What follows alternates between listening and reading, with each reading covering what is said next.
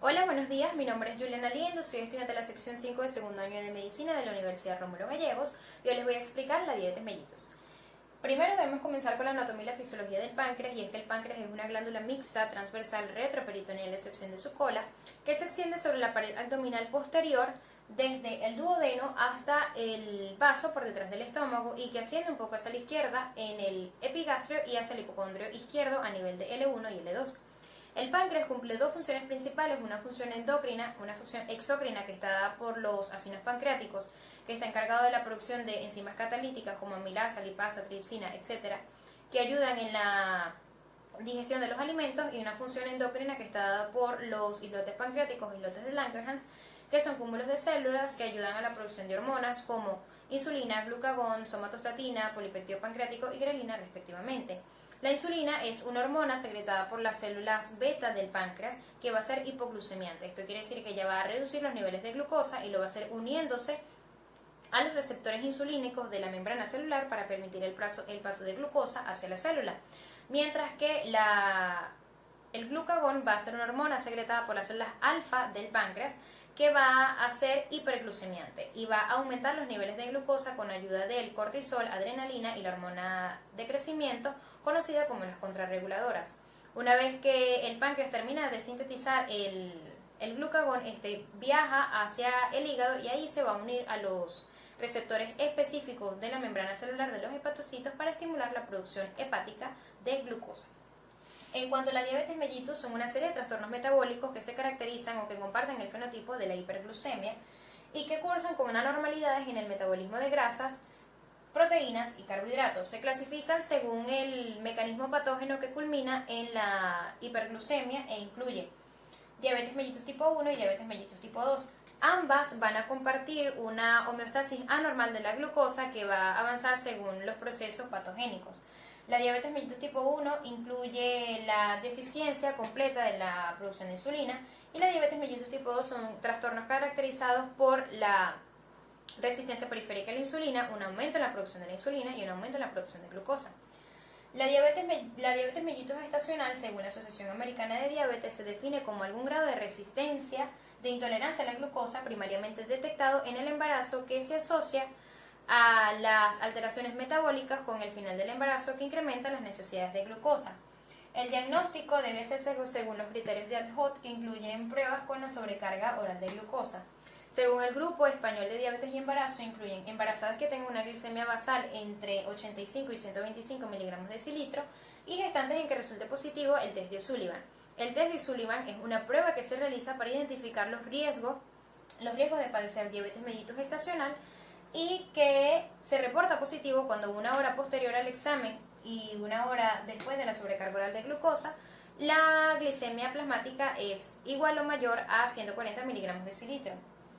En cuanto a la etiología de la diabetes tipo 1, según la ADA 2020, se debe a la destrucción autoinmune de las células beta del páncreas, que generalmente conducen a una deficiencia absoluta de insulina y que suele ser resultado de interacciones entre factores genéticos, ambientales e inmunológicos que culminan en la destrucción de estas células. A pesar de que puede presentarse a cualquier edad, frecuentemente es antes de los 20 años. Los individuos que tienen predisposición genética nacen con una cantidad normal de células beta que va en declive con el paso de los años por destrucción autoinmunitaria y por factores ambientales que, a pesar de que no se han determinado con claridad, incluyen virus de Coxsackie, rubiola enterovirus y algunas proteínas de la leche de vaca. Actualmente se cree que la diabetes mellitus tipo 1 suele desencadenarse cuando hay un incremento súbito de las necesidades de glucosa, como es las infecciones o la pubertad. En cuanto a la fisiopatología de la diabetes tipo 1, incluye las células de los islotes pancreáticos que son infiltrados por los linfocitos en un proceso que se denomina insulitis, y una vez que hay destrucción de la célula pancreática, la inflamación cede y los islotes pancreáticos se vuelven atróficos. También se han asociado algunas anormalidades como anticuerpos contra las células de los islotes, linfocitos activados por los islotes, linfocitos que se desencadenan o que proliferan por las proteínas de los islotes, y liberación de citocinas en el seno de la insulitis. La destrucción de las células también puede darse por una vulnerabilidad de las mismas frente a los efectos citotóxicos de los linfocitos T y también de los linfocitos TCD8 y también de algunas citocinas como la interleucina, interferón gamma y el factor de necrosis tumoral. En cuanto a la etiología de la diabetes mellitus tipo 2, se debe a una pérdida progresiva de la secreción de la insulina de las células beta, con frecuencia en el contexto de la resistencia a la insulina, que incluye deficiencia de la insulina relativa no absoluta, una resistencia periférica a la insulina y que se asocia a sobrepeso y obesidad, porque el sobrepeso en sí causa diabetes mellitus, y esto es porque los ácidos grasos se alojan en estos receptores insulínicos y obstruyen el paso de la glucosa hacia la célula.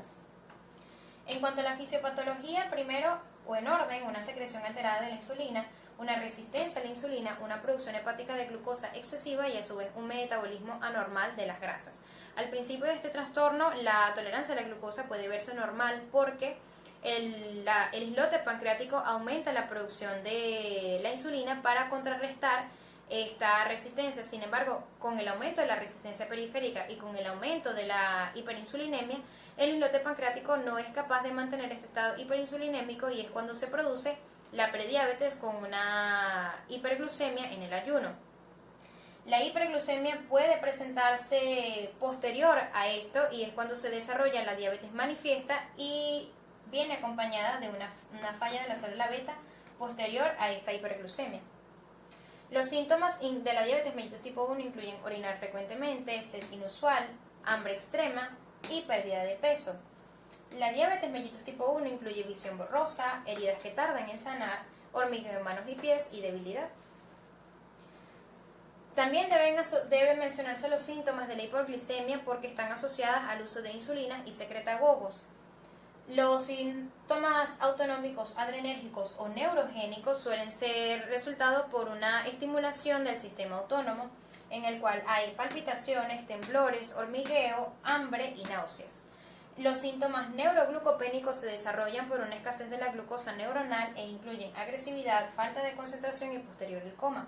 La guía práctica clínica de la diabetes de la Asociación Canadiense de la Diabetes define a la hipoglicemia con la tríada de Whipple: 1. Aparición de los síntomas autonómicos o neuroglucopénicos, una glicemia inferior a 72 con tratamiento de insulina o secretagogos y una mejoría posterior a la ingesta de hidratos de carbono. En cuanto a las complicaciones van a ser iguales para la diabetes tipo 1 para la diabetes tipo 2, solo que el tiempo de aparición puede variar. Las complicaciones se clasifican en crónicas y agudas, y las agudas se denominan descompensación de la diabetes. Las complicaciones crónicas incluyen macrovasculares con enfermedades cardiovasculares, enfermedades cerebrovasculares y arteriopatías periféricas con isquemia en predominio en miembros inferiores. Las microvasculares incluyen retinopatía con ceguera y retinopatía diabética proliferativa o no proliferativa, nefropatías, neuropatías que suelen desencadenar el pie diabético, pues la persona no siente cuando se corta, y estas heridas suelen evolucionar a infecciones, gangrenas y posterior amputación no traumática o multifactorial.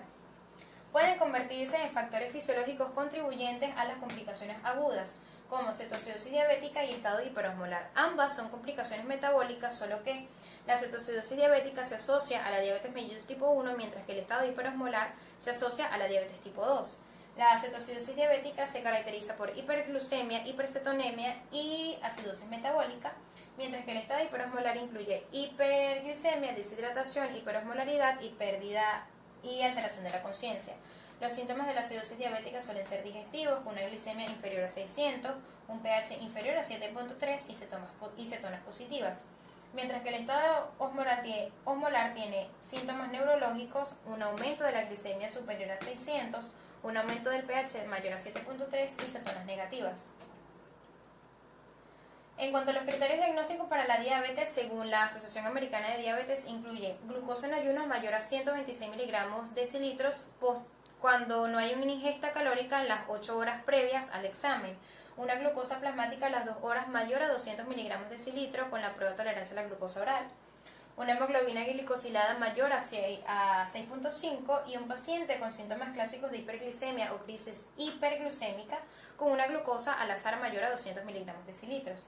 Se debe confirmar excepto si hay síntomas de descompensación aguda con cetoacidosis diabética o estado hiperosmolar, que incluye las 4P, polidipsia, poliuria, polifagia y pérdida de peso. En cuanto a la prediabetes, es un término que se utiliza para definir a aquellos pacientes que tienen cifras elevadas de glicemia, pero que todavía no son diabetes, pero que son demasiado altas para no ser considerados. y se asocian con obesidad, dislipidemia, con un aumento de los triglicéridos y una disminución del colesterol HDL y antecedentes de hipertensión. El índice de masa corporal se utiliza para identificar la obesidad en sus diferentes grados. Cuando el perímetro de cintura en hombres es mayor a 94 centímetros y en mujeres es mayor a 90 centímetros. Esto según la Federación Internacional de Diabetes.